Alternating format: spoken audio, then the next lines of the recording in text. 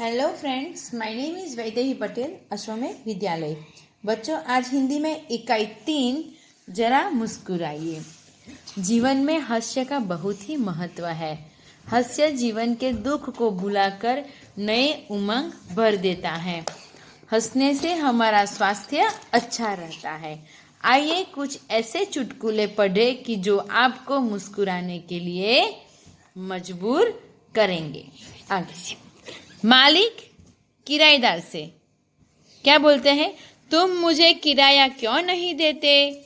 किराएदार: आपने ही तो कहा था इसे अपना ही घर समझो।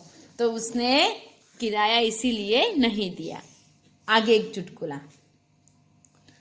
सोनू का सिर फट गया। किसका सिर फट गया? सोनू का।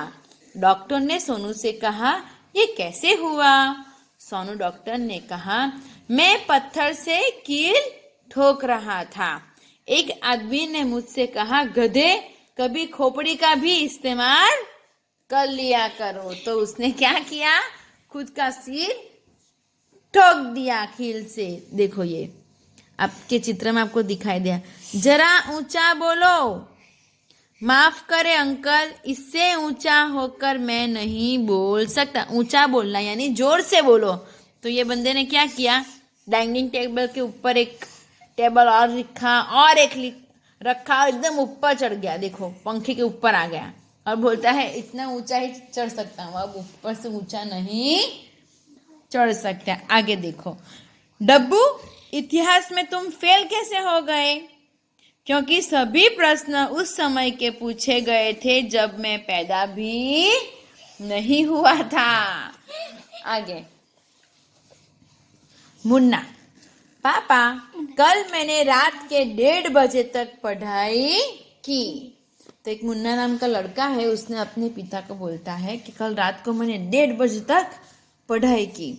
पिता: शाबाश बेटे, लेकिन रात को 11 बजे के बाद तो सारे मोहल्ले की लाइट चली गई थी। तो मुन्ना बोलता है, सच में? तो पढ़ने में इतना मगन था कि मुझे पता ही नहीं चला। मतलब वो सो गया था। तो आपको अभ्यास में सामायिक अखबारों में से चुटकुले पढ़िए और कक्षा में सुनाइए।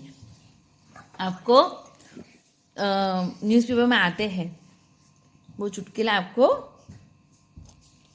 पढ़ना है। निम्नलिखित परिच्छेद में से मुहावरे ढूंढिए और उनके अर्थ देकर वाक्य में प्रयोग कीजिए।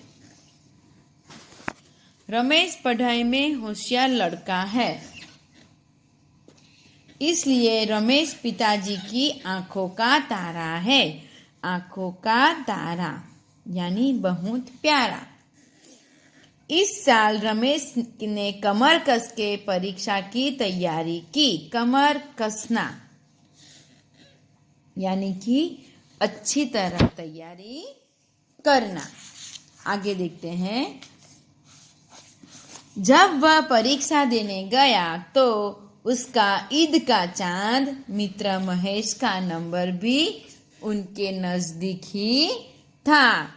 ईद का चांद यानी बहुत दिन के बाद मिलना, इसे बोलते हैं ईद का चांद। महेश आस्तीन का सांप निकला। आस्तीन का सांप यानी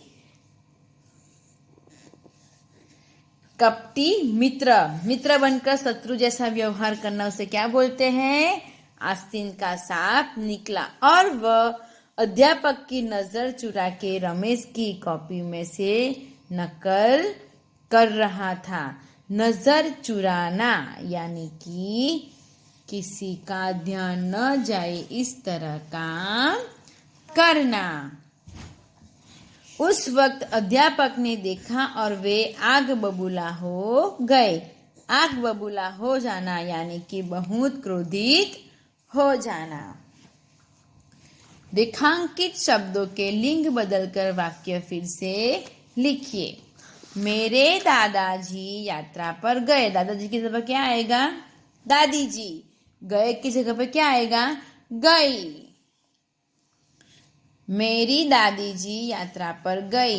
एक आदमी ने मुझसे कहा। एक औरत ने मुझसे कहा। लेखक कहानी लिख रहा है, लेखिका कहानी लिख रही है।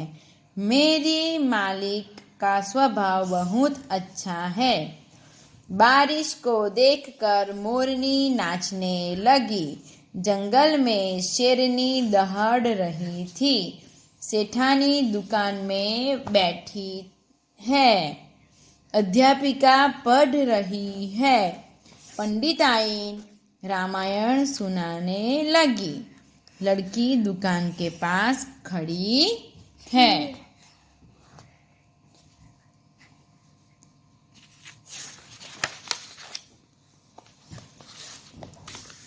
उदाहरण के अनुसार शब्द का 4-4 वाक्य में प्रयोग कीजिए।